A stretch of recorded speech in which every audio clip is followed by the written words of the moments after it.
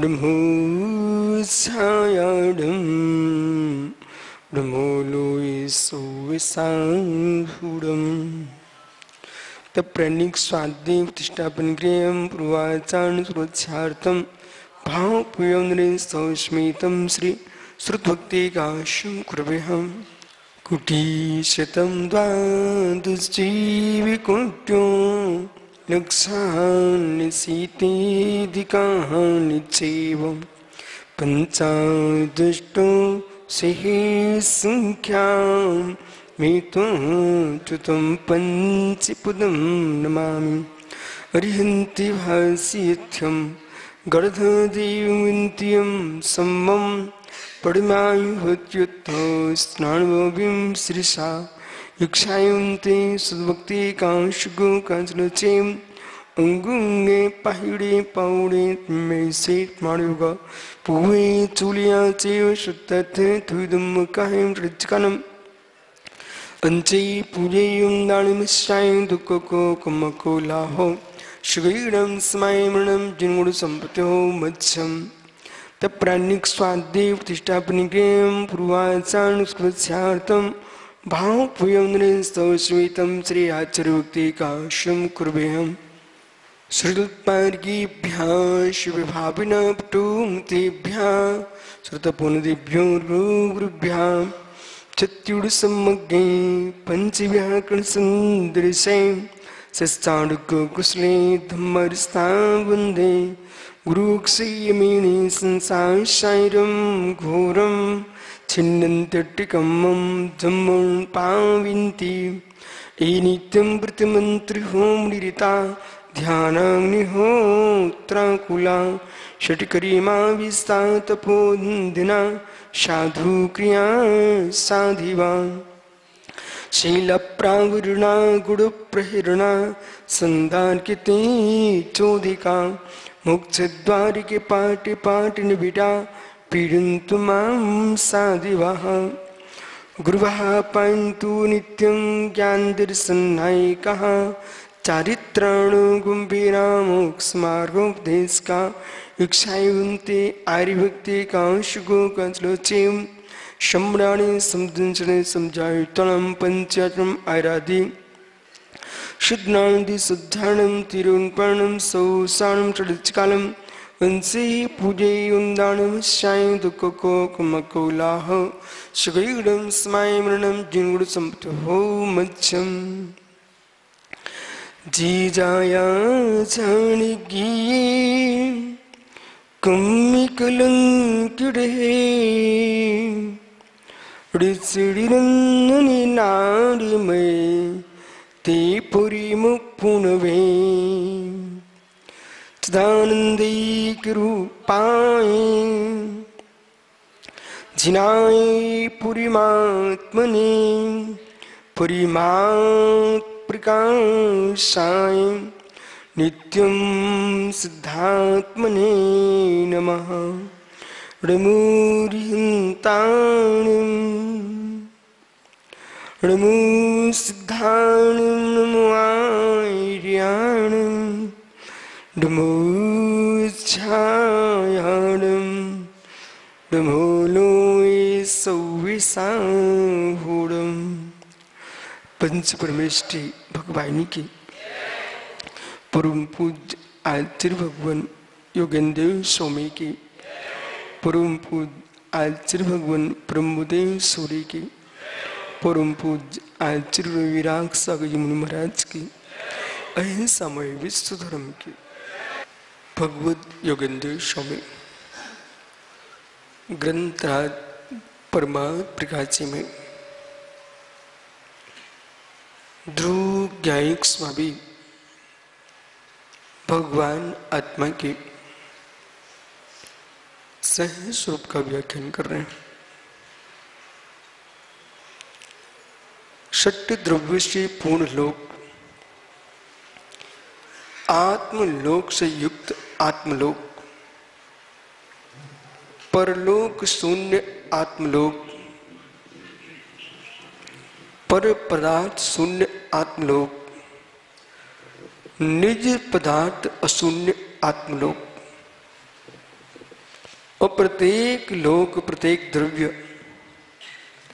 स्वस्वरूप में अवस्थित है, परस्वरूप से शून्य है। ऐसा एक भी द्रव्य नहीं है जो परिणामी स्वभाव से शून्य हो। जो हम जीवन जी रहे हैं, इसे आप जियो, पर जीवन जीने के साथ उस विद्या को भी जानो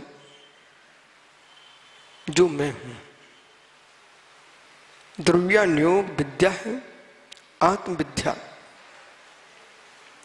वो आत्मविद्या को जानते हुए इस बात का निर्णय करो, ये विद्या ही है, ये विद्या है। विद्या शब्द ज्ञान, विद्या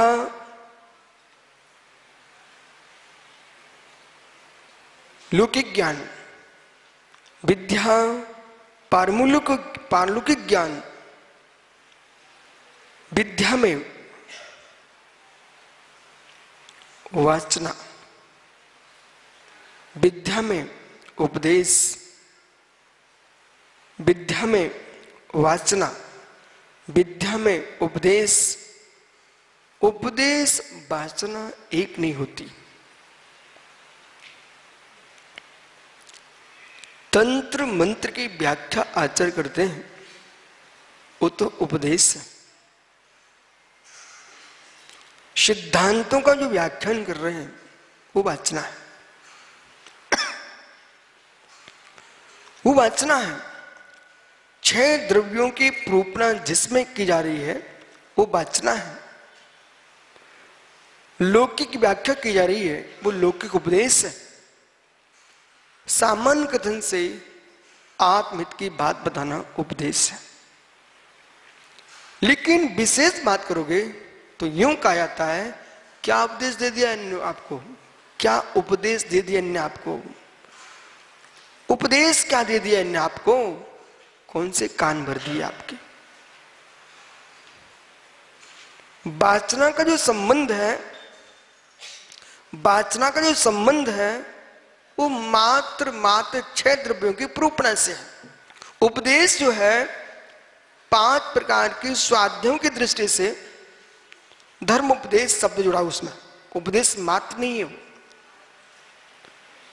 जब 5 प्रकार के स्वाध्याय की बात होती है वहां धर्म उपदेश जुड़ा हुआ है, उपदेश मात्र नहीं।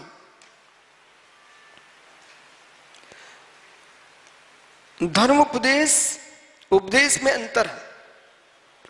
उपदेश कोई व्यक्ति देता रहता है, धर्म उपदेश जिसमें वीतराग मार्ग का पोषण हो, कुमार का शोषण हो, उसका नाम धर्म उपदेश। कापत घटनम, जब तक कापत घटनम नहीं है तब तक धर्म उपदेश नहीं है। और सुपद का मंडन, परमत का खंडन। जब 7 तत्व अथवा 9 तत्व अथवा 6 पदार्थ व 85 इनकी व्याख्या जिसमें की जा रही है वो देशना है। आचार्यों ने अपने शिष्यों को वाचना प्रदान किए और शिष्य समुदाय अपने गुरु के पास वाचना लेने पहुंचते हैं, वाचना लेने पहुंचते हैं, यानी तत्व का मार्ग समझने के लिए। गीतार्थ सुना? गीतार्थ, गीतार्थ कृत्य, गीतार्थ अकृत्य। समझो प्यूषण शब्दों को ध्यान दो। गीतार्थ कृत्य, गीतार्थ अकृत्य। बे जीव, बे मुनिराज जो कि धर्म के मर्म को जानते हैं, शास्त्रों को जानते हैं, पर शास्त्रों का उपदेश देना नहीं जानते। शास्त्रों को जानते हैं, ऐसे कितने जीव हैं, प्रसन्न भैया बंबई, ऐसे देश में कितने जीव हैं जो शास्त्रों को जानते हैं, लेकिन आप मुझे कहिए, मुझे समझाइए, तो समझा नहीं पाते। जो मैं आपको कह रहा हूं बटकुल जी, आपको समझ में आ रहा है? यदि आपको समझ में आ रहा है तो आप इस बात को जानते हो,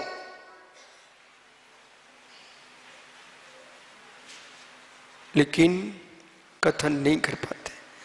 कितने ऐसे लोग हैं जो गहरा गहरा जानते हैं लेकिन कथन करने की ताकत नहीं रखते। वे गीतार्थ कृत कृत हैं, कुछ करना नहीं है उनके लिए, कृत कृत हो चुके। गीतार्थ अकृत्य, जो शास्त्रों को जानते हैं उस शास्त्रों का कथन करना भी जानते हैं, अकृत्य। तो ज्ञानियों, शास्त्रों को जानना, शास्त्रों को समझना, शास्त्रों का जीवन जीना, उस शास्त्रों का व्याख्यान करना, जानने वाले, जीने वाले स्वार्थी लोग हैं। समझ में आ रहा है कुछ? जानने वाले, जीने वाले स्वार्थी लोग हैं, ये अपना कल्याण कर लेंगे। इनके माध्यम से शासन की प्रभावना नहीं हो पाएगी, इनके माध्यम से दूसरे का हित नहीं हो पाएगा। वे जान लेंगे, समझ लेंगे, स्वयं का हित कर लेंगे, परंतु वो लोग भी श्रेष्ठ हैं, लेकिन ऐसे ही सभी श्रेष्ठ हो गए तो भविष्य में कोई श्रेष्ठ नहीं बन पाएगा। अब विषय पकड़िए। ये उपदेश में क्यों कर रहा हूं? इसलिए कर रहा हूं कि लोगों की एकांकी अवधारणा पूर्ण सत्य नहीं होती। एकांकी धारणा पूर्ण सत्य नहीं होती। जो पुरुष ये कह रहे हैं हमें दुनिया से कोई प्रयोजन नहीं है, मैं अपनी आत्मा के हित में लगा हूं, श्रेष्ठ अच्छी बात। इस श्रेष्ठ अच्छी बात का आप इतना अधिक प्रभाव मत फैला देना, इतना अधिक प्रभाव मत फैला देना कि कोई जीव धर्म का उपदेश दे रहा हो उसे आप पापी मत कहलवाने लग जाना। समझना, मैं आपको समझाता हूं। कोई व्यक्ति धर्म का उपदेश दे रहा है, उसे लोग पापी ना समझने लगे, क्योंकि आप ये समझिए, आप आत्म साधना कर रहे हो महात्मा जी, प्रश्न ये, आत्म साधना कर रहे हो तो आपको आत्म साधना करने की ललक है, उपदेश देने की ललक नहीं है, कि उपदेश देना नहीं जानते हो, कि प्रमादी हो, कि कला नहीं है, क्या ज्ञानता है? देने की कला भी है, ललक भी है, फिर भी आप मध्यस्थ होकर के आत्म कल्याण में लिप्त हो, बहुत अच्छी बात है, विरक्त आदमी। लेकिन जानते ही नहीं हो दियोगे क्या? अपनी अज्ञानता को चारित्र की चादरें मत ढक देना। अपनी अज्ञानता को, वाक्पटुता के अभाव को, प्रदीप जी, वाक्पटुता के अभाव को अपने मौन की चादर में मत ढक देना है कि लोग ये समझे पार्षद जी बहुत शांत आदमी है, बहुत भोला प्राणी है, लेकिन बेटा समझ, भोले रहना, बैठे रहो बैठे रहो, भोले रहना, शांत रहना, इसका मतलब भाषण देना मत भूल जाना। जितना सुंदर भाषण सीखोगे उतने अच्छे नेता बनोगे। जिसका भाषण शुद्ध है और भोजन शुद्ध है, उन लोगों को मेरा पूरा आशीर्वाद।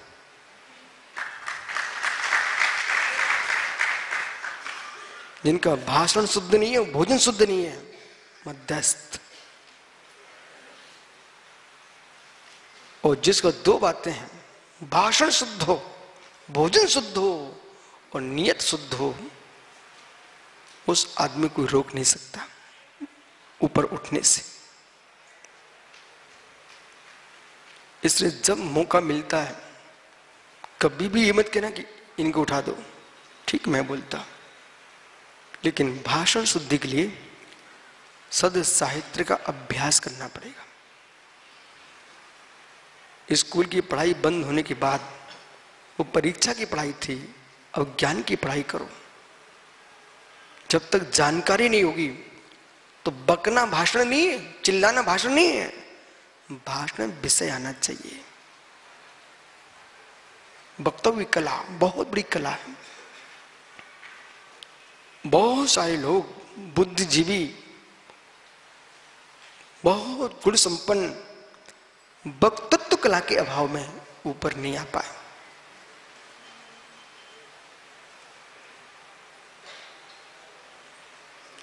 चांदी के तारों से जड़ दो सितार को, लेकिन धुनी न निकले, उस सितार को कौन खरीदेगा?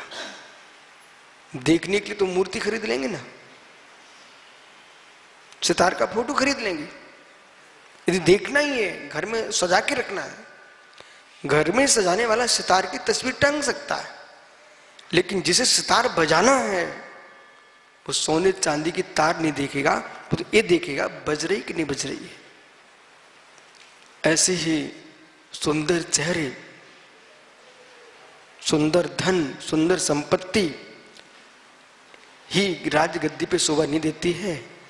जब तक बजना नहीं जानोगे तब तक बिचोगे नहीं। इसलिए हर सभा में सभा का स्वामी हो, राज्य का स्वामी वो होता है जिसका आदेश चलता है, और सभा का स्वामी वो होता है जिसको लोग सुनते हैं। राज्य का स्वामी एक प्रांत का, एक देश का होता है, और सभा का स्वामी हर देश का, हर प्रांत का होता है। इतना सुंदर भाषण करना सीख भाई, जो कि बाहर के लोग बुलाएं। वक्तव्य कला सीखना, भोजन शुद्ध रखना, भोजन शुद्ध रखना। जहां जीवों के कलेवर रखे जाएं, आप कहना मैं उच्च कुल का हूं, उच्च भोजन करता हूं, रोटी साग लाओ, जीवों के पिंड नहीं खाएंगे। ठीक है बेटा, बैठ जाओ। आइए, जैन मुनियों के लिए 12 वर्ष में मुख शुद्धि होती है, और जब तक मुख शुद्धि नहीं होती तब तक उनसे प्रवचन नहीं कराए जाते। समझ रहे हैं हार्दिक? तन्मय 12 वर्ष में मुख शुद्धि होती है बेटा। अब 12 वर्ष में मुख शुद्धि, दीक्षा के बाद 12 वर्ष तक शांत रहेंगे, मौन रखें, बोले मुख शुद्धि कराएं पहले। आगम, सिद्धांत, पुराण, साहित्य, संपूर्ण विद्याओं का जब ज्ञाता हो जाएगा जीव, और जिनका उच्चारण स्थान स्पष्ट हो, शब्द सौष्ठव हो, तो उनकी मुख शुद्धि होगी। यहां कह रहे हैं ऐसा कुशल ज्ञाता परिणाम प्रणामी की व्याख्या करता है, तो वहां समझ में आता है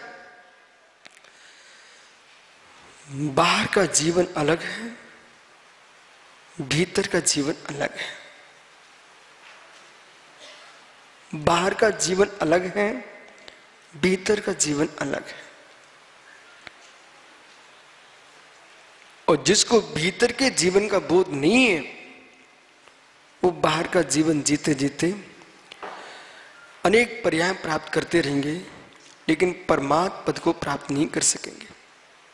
परमात्म पद चाहिए है तो बाहर के जीवन के साथ अंदर के जीवन पर लक्ष्य ले जाना पड़ेगा। वो अंदर का जो जीवन है वो इतना गूढ़ है, इतना गूढ़ है, इतना गूढ़ है, जैसे कि कोई चींटी शक्कर के डिब्बे में प्रवेश कर जाए और स्वाद चख ले, उसका मन नहीं करता है इस डिब्बे से बाहर आऊं। ऐसे मित्र जिस योगी ने अध्यात्म के डिब्बे में प्रवेश कर लिया है, वो साधक बाहर आने का मन नहीं करेगा। जिस योगी ने अंदर प्रवेश कर लिया है, जिस योगी ने अंदर प्रवेश कर लिया है और अपने जीवन की सत्यता को जान लिया है, वो बाहर आने का मन नहीं करेगा।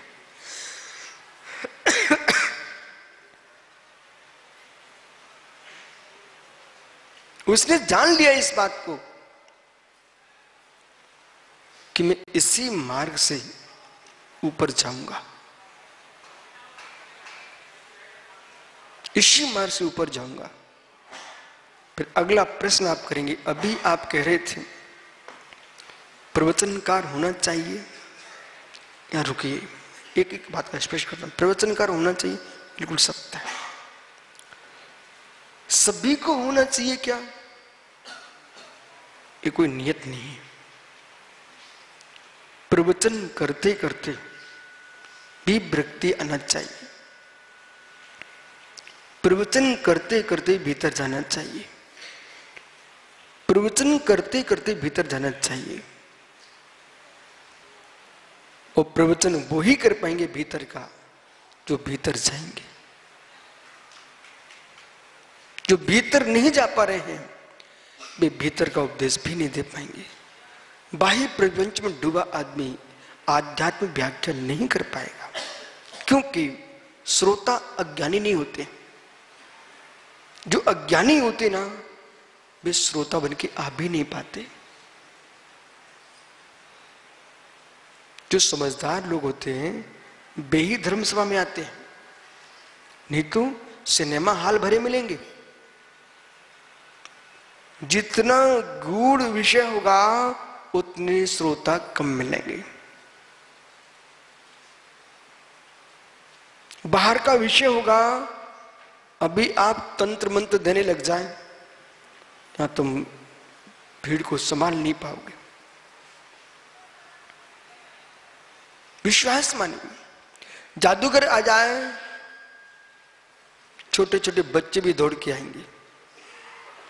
ये जादूगर का विषय नहीं चल रहा है, ये गूढ़ विषय है। गूढ़ विषय को जानने के लिए गूढ़ आदमी ही चाहिए, जो जिस वस्तु को चाहता है उस विद्या को सीखेगा। बड़ी बड़ी यूनिवर्सिटियां हैं, बड़ी बड़ी यूनिवर्सिटियां, उनमें छात्रों की संख्या एक कक्षा में कितनी पीयूष?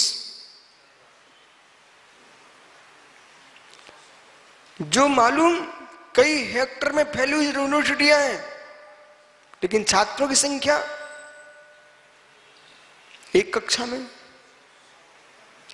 100, 50, कहीं कहीं तो 10-12।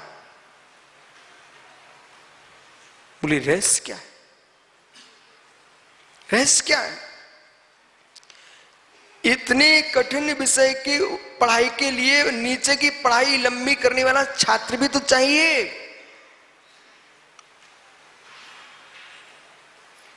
कुछ लोग थोड़ी सी अध्ययन करके व्यापार खोजने लगते हैं, कुछ लोग बेचारे थक जाते हैं, माता पिता तो पढ़ाना चाहते हैं, वे बहाना मार के खिसक जाते हैं। क्यों भाई अडोकर,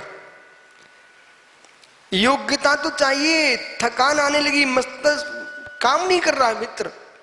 इसी प्रकार से किसी ने पूजा पाठ सीख लिया, किसी ने कथा पुराण सीख लिया, किसी ने बाहर के चुटकुलेबाजी सीख लिए हैं और अपना जीवन जीना प्रारंभ कर दिया है। अब यहां मैं बोल सकता हूं बहुत अच्छे विमल भैया, जो व्यक्ति बड़ियात्या जी, जो व्यक्ति अपने आप में, जो व्यक्ति झांझरी जी प्लस अपने आप में संतुष्ट हो चुका है, अब आगे की उन्नति नहीं करेगा। कुछ विषयों में संतुष्ट नहीं होना चाहिए, कुछ विषयों में संतुष्ट हो जाना चाहिए। संसार के सुखों में संतुष्ट हो जाइए जिससे तुम जल्दी छोड़ दो, लेकिन परमार्थ जो विद्या है, परमार्थ विद्या है, यदि उच्च पढ़ाई करना है, आपको विश्व के बारे में लौकिक जानकारी भी लेना है, तो थकना मत बेटा, तब तक पढ़ाई करते रहो जब तक तुम्हारे पास लाखों लोग पढ़ने ना आ पाए।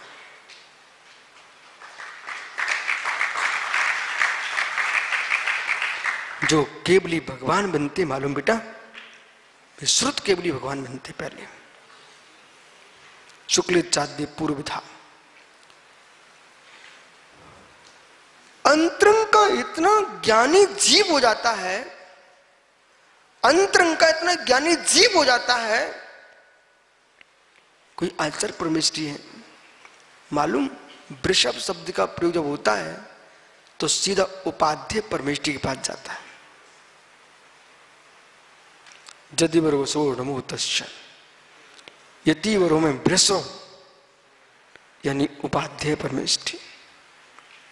हमारे रहस्य ग्रंथों में पलक अलग से उपाध्याय का नाम लिखा है।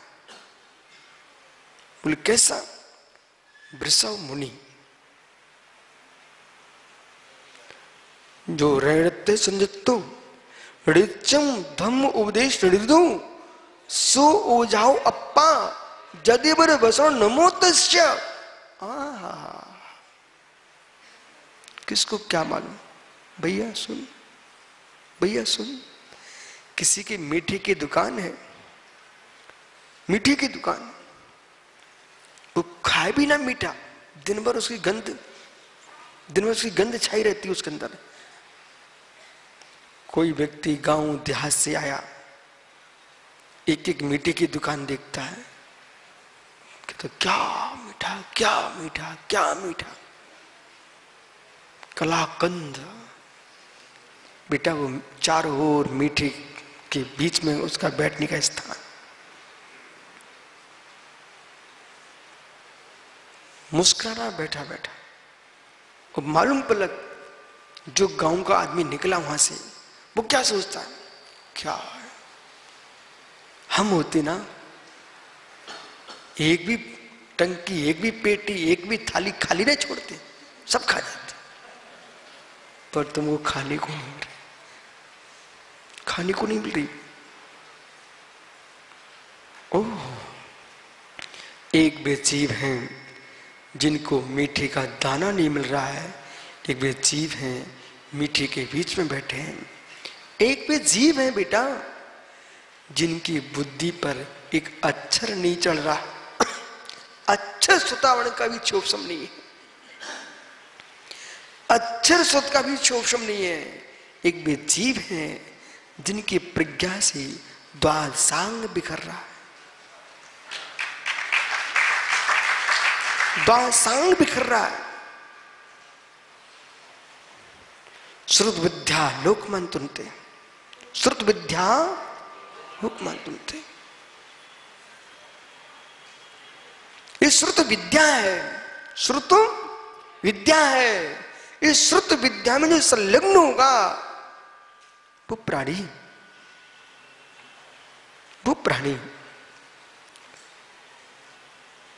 परम आनंद में डुबकियां लगा रहा है। जैसे आपको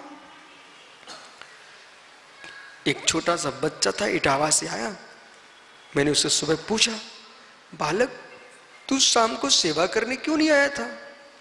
मालूम क्या बोलता है? मैं मॉल गया था, मॉल। मैंने क्या खरीद के लाए? बोले कुछ नहीं। बोले मॉल देखने गए तो देखने।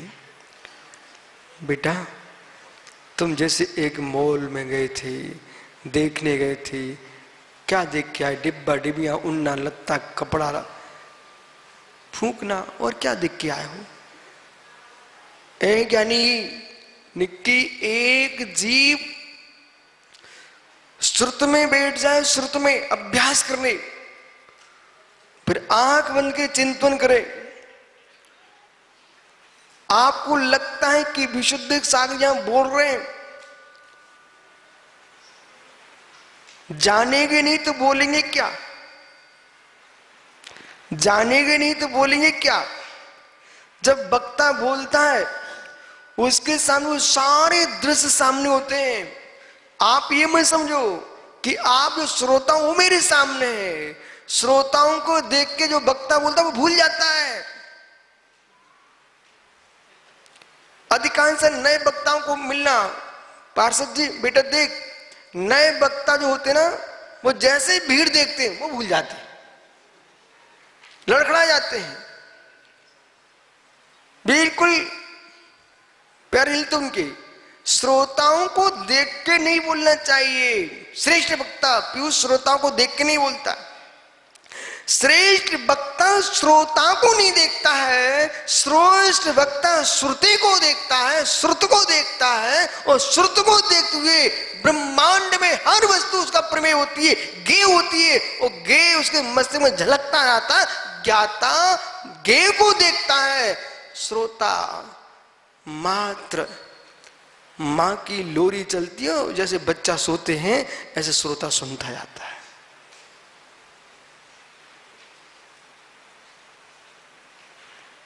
श्रोता वही है जहां बैठा है, और वक्ता जहां बैठा है वहां से पूरे लोक में घूम लेता है। और वक्ता के साथ श्रोता हो जाए, सुनिए ध्यान से, वक्ता के साथ श्रोता हो जाए। मालूम एक चींटी ने 1000 किलोमीटर कोई व्यक्ति विमान से जाए तो कितने घंटे लगेंगे? कितना? विमान से जाए तो कितने घंटे लगेंगे? 2 घंटे, 1 घंटा, 2 घंटे। अच्छा, आप विमान पत्तन पे जाने का समय हटा दीजिए, जब बैठे तब दूसरी जगह उतरे, वहां का बोलिए आप तो 1 घंटा।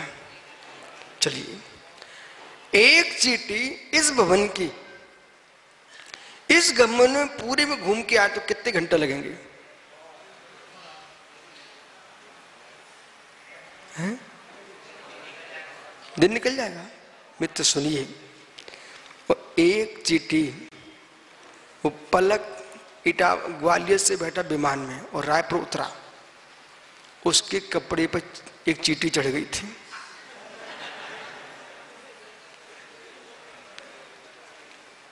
चींटी चढ़ गई और आकर के यहां उतरा, वो चींटी यहां उतर गई। कितना समय लगा? एक चींटी विमान में चलने वाले के साथ चली आई तो उसने 1 घंटे में उसने 1000 किलोमीटर तय किया कि नहीं किया? बोलो, किया?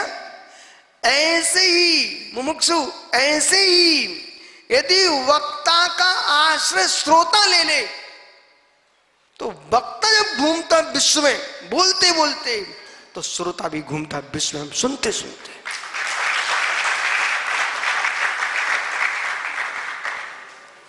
वक्ता का धर्म है मात्र ज्ञानी बनना ही ना दिखाए, अपनापन भी दिखाए। पीयूष सुशील, जो वक्ता ज्ञानी मात्र बन के आता है और जनता को मात्र अज्ञानी मानता है, वो वक्ता कुशल नहीं है, अहंकारी है। श्रोताओं को भी ज्ञानी माने और ज्ञानी नहीं अपना माने। अपनी बात सुनने में अच्छी लगती है, वो अपनों की बात सुनने में अच्छी लगती है। तुम ज्ञानी बन के आओगे तो लोग सुनना पसंद नहीं करेंगे, अपने बन के आओगे फिर ज्ञान की बातें बताओगे तो लोग तुमको पसंद करेंगे।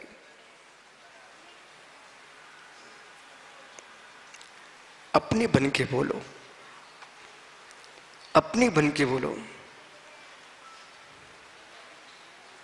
अपने बन के बोलो।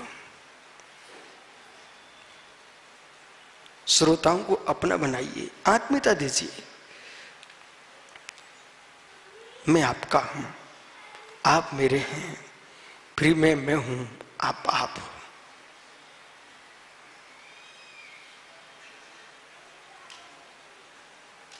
शांत क्यों बैठे हो?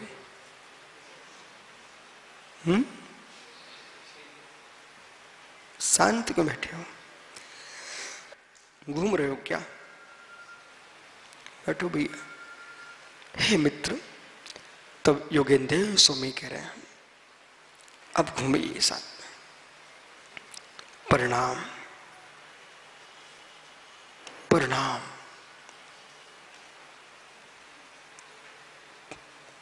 परिणाम परिणति का, परिणाम परिणति का, परिणाम गति का, परिणाम गति का। नहीं समझ में आ रहा? प्रणव सागर जी, परिणाम परिणति का, परिणाम गति का, परिणाम गति का। देखो बालको, रहस्यमयी वक्ता बनना है तो आप मेरे शब्दों को सुनिए। वही मैं आपको पूर्ण यथार्थ बता देता हूं। गहरा सुनना जानता है वही गहरा बोलना जान सकता है। गदिया जी, जो व्यक्ति गहरा सुनना पसंद नहीं करता वो गहरा कहीं बोल नहीं पाएगा।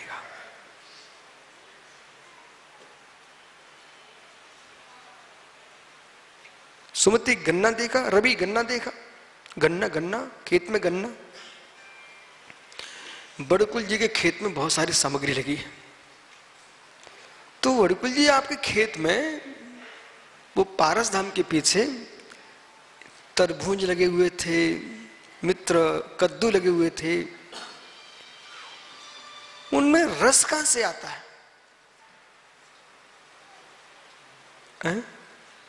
जमीन से, रस जमीन से आता है। बड़कुल जी, आप लोग सब काम करते हो, अब मेरे समय में सब आ गया। गाय दूध देती है, गाय गोबर देती है, गाय लघुशंका करती है, सब वस्तु गाय की होती है, पर उसकी व्याख्या मनुष्य करते हैं, उपयोग मनुष्य लेते हैं। गोबर का भी उपयोग कर रहे हैं, गोमूत्र का भी उपयोग कर रहे हैं, दुग्ध का भी उपयोग कर रहे हैं, पर देने वाली मूक है। बराबर? मित्र, देश के किसान बेचारे मूक हैं, देश की मिट्टी मूक है।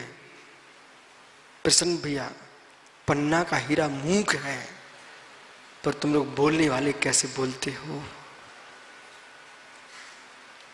पन्ना का हीरा मूक है और बोली लगती कहां? बाजारों में। हाँ, योग्यताएं तुम्हारे भीतर हैं तो मूक की बोली भी लगती है। समझो, योग्यताएं तुम्हारे भीतर हैं तो मूक की भी बोली लगती है। योग्यताएं नहीं है तो बोलने वालों की कोई पूछता नहीं। बड़कुल जी के खेत में कोई कहानी नहीं सुना रहा हूं, यथार्थ में खेत में बहुत सारी सामग्री लगी है। एक गन्ना भी लगा था, है? हाँ।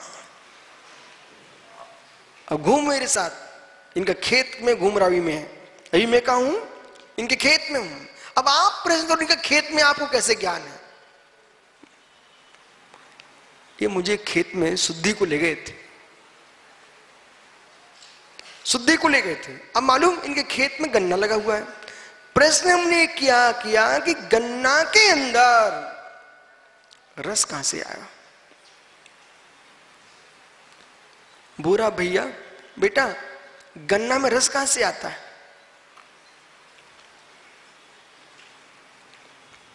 गन्ना में रस कहां से आता है? हाँ, लड़का तो बड़ा सुंदर बोला, भाषा भी बहुत सुंदर बोला है। कक्का का असर है क्या? प्राकृत है बेटा, श्याप प्राकृत है, तुम ठीक कह रहे हो। बड़ा सुंदर शब्द का प्रयोग किया, बोले प्राकृत है।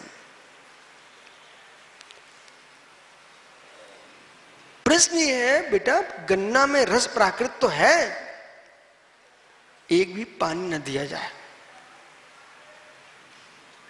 एक भी पानी न दिया जाए, अब गन्ना का रस प्राकृतिक बना है। अब बोलिए,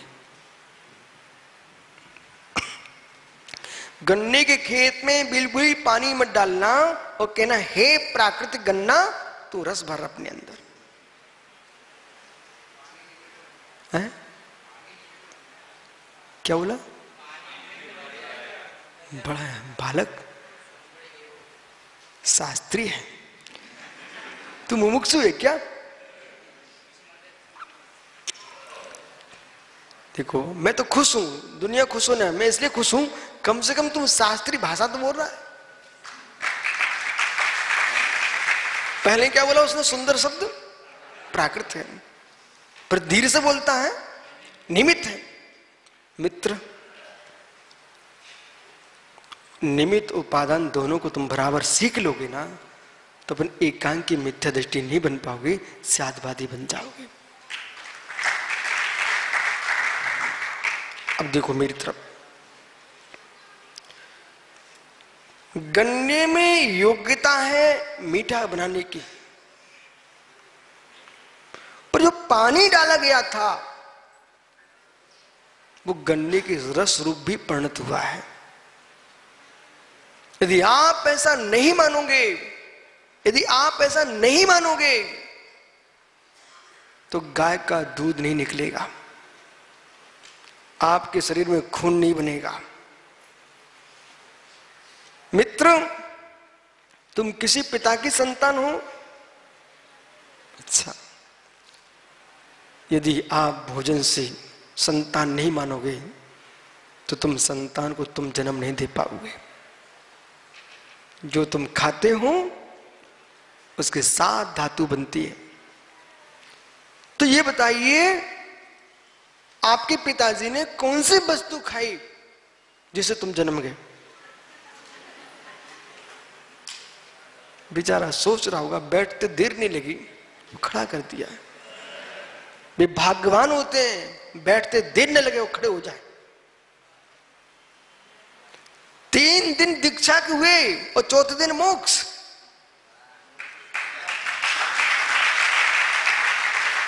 अंतर मुहूर्त वाले दीक्षा, अगले मुहूर्त में मोक्ष। बोल बालक, आपके पिताजी ने कौन सी सामग्री खाई जिससे तुम्हारा जन्म हो गया? बोलो बोलो, तुम अच्छा बोलोगे, बोलो, ऐसा मत बोलो, सभी में तो बंदर भालू आ जाएंगे, सभी नहीं खाए, ऐसा बोलो। निरामिष शुद्ध भोजन किया, जो करने लायक है वो सभी किया, ठीक है? अपन को हर बात को तौल के बोलना। बेटा देख, आपको भर नहीं समझा रहा हूं, ये सब समझ रहे हैं, यहां पर मुनिराज भी बैठे हुए हैं। ज्ञानियों की भाषा अज्ञानियों से बाहर होती।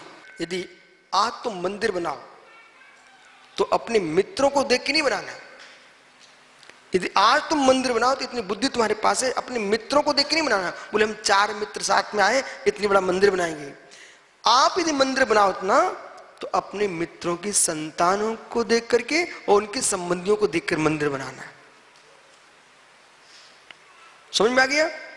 सुनिए, जो खुशामदी लोग होते हैं, प्रदीप संभल के सुनना और उनसे 24 घंटे बच के रहना। कुछ लोग ऐसे होते हैं जिनका तात्कालिक प्रयोग करना। कैसे कैसे? कुछ ऐसी सामग्री होती है जिनका तात्कालिक प्रयोग करके फेंक दी जाती है। कुल्फी की डंडी, कुल्फी की डंडी कब तक? जब तक कुल्फी में रस है तब तक पकड़े रहो, इसके बाद तात्कालिक प्रयोग। चाट का दो ना,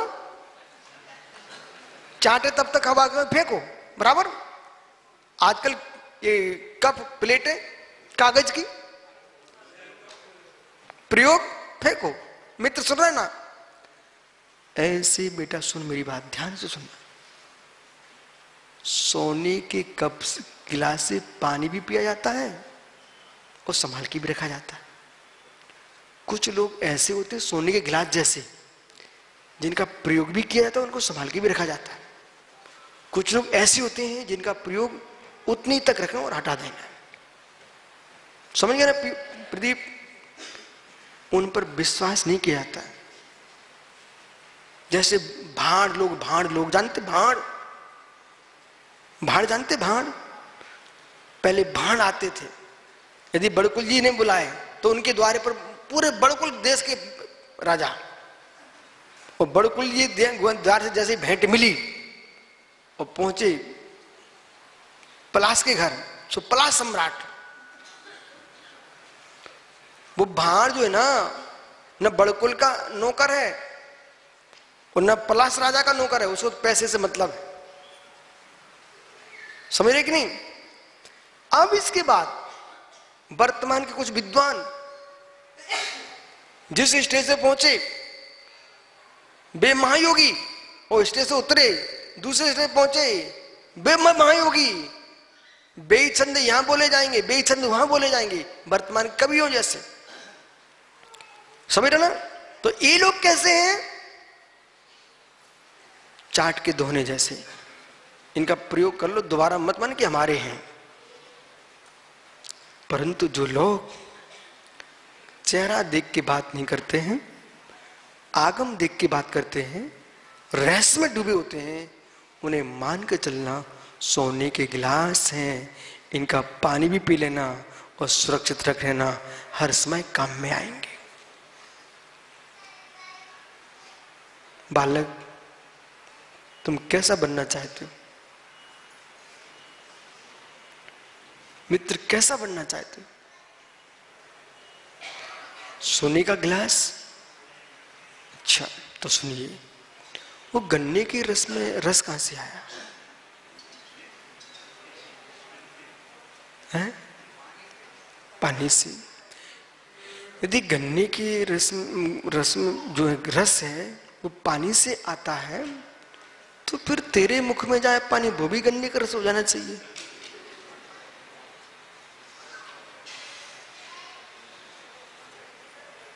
समझते जाइए, यही निमित्त उपादान है।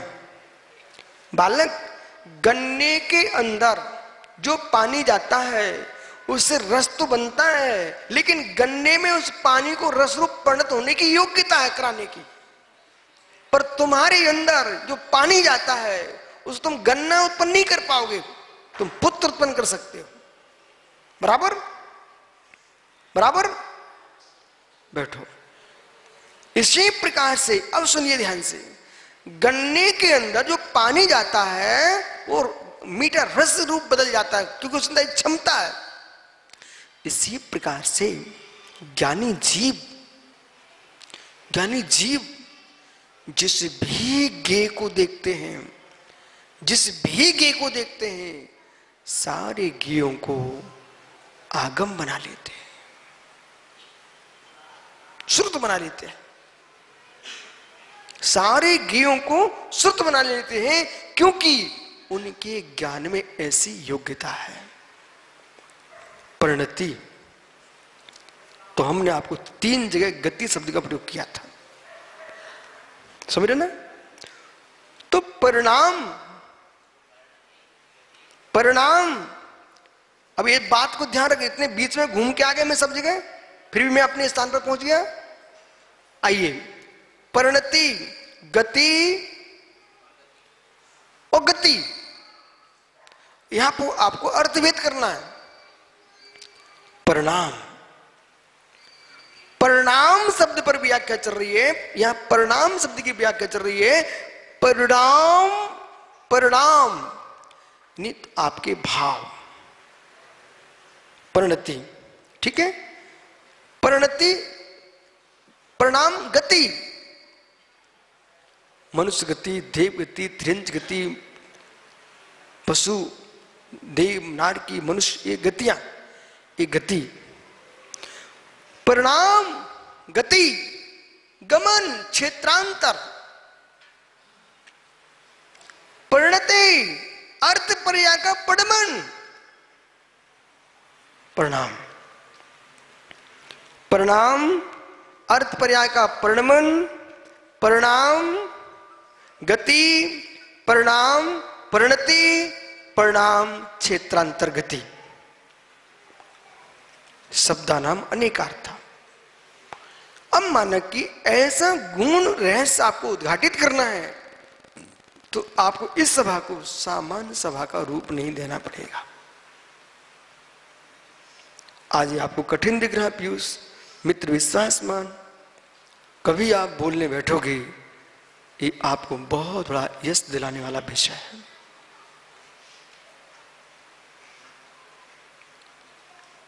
परिणति रूप क्षौद्रव्य प्रणाम, अर्थ पर्याय प्रणम रूप क्षौद्रव्य का प्रणाम, भाव रूप प्रणाम जीव द्रव्य मात्र, औदिक आदि भाव दृष्टि। अब इससे आप सरल क्या टीका करोगे? इसके बाद गति, मात्र परिणाम शब्द की व्याख्या चली, मात्र गति, गमन रूप गति, क्षेत्रांतर, क्रिया, गति, शक्ति, मात्र दो द्रव्य, जीव और पुद्गल। बराबर भैया, जीव और पुद्गल। जीव और पुद्गल के अंदर गति है, शेष निष्क्रियाड़ी, शेष निष्क्रिय है। यदि आज का विषय समझना चाहते हो, जिसने तत्वासूत्र भी अच्छे से पढ़ लिया होगा, 5वां अध्याय अच्छे समझ लिया होगा, उसको मेरा विषय समझ में आएगा।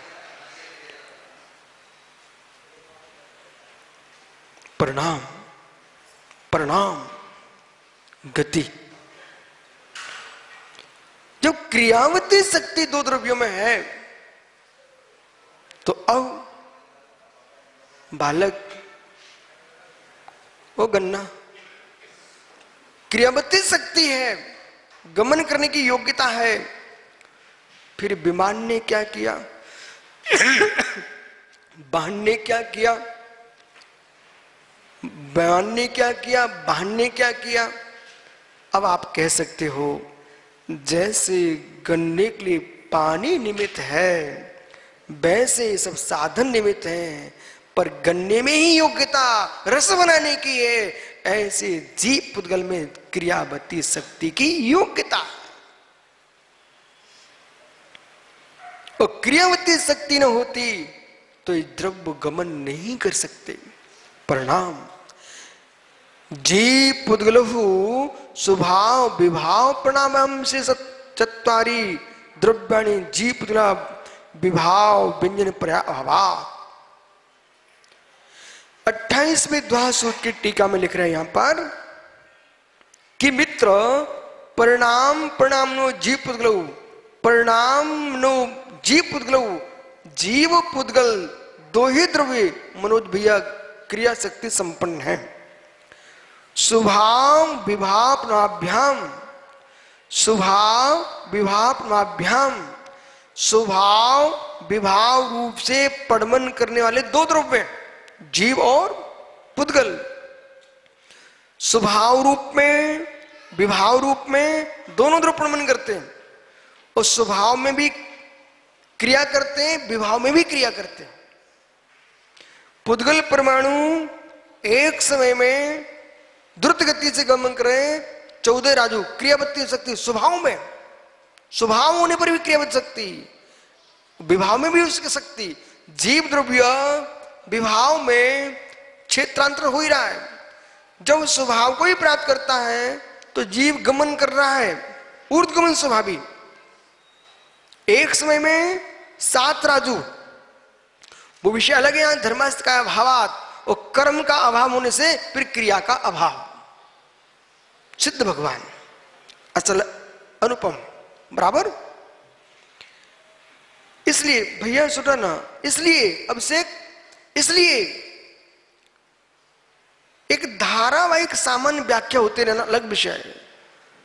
हर नए निक्षेप के अनुसार, प्रमाण प्रमिति प्रमेयता प्रमेय के अनुसार, ज्ञप्ति ज्ञाता ज्ञान के अनुसार जब व्याख्यान गहरे में जाएगा तो श्रोता को समझ नहीं भी आएगा ना, बस श्रोता शांत बैठ जाएगा,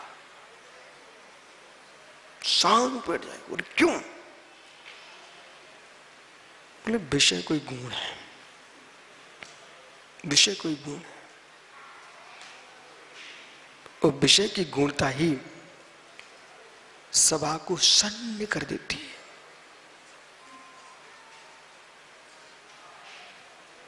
जितने बड़े बड़े जिस विषय के ज्ञाता होते हैं वे यह सब अपने आप को अज्ञानी महसूस करते हैं। एसके जी, जैन साहब, अध्यक्ष जी, अध्यक्ष जी, इतना गहरा बोलो कि जितने तुम्हारे सामने ज्ञानी आए थे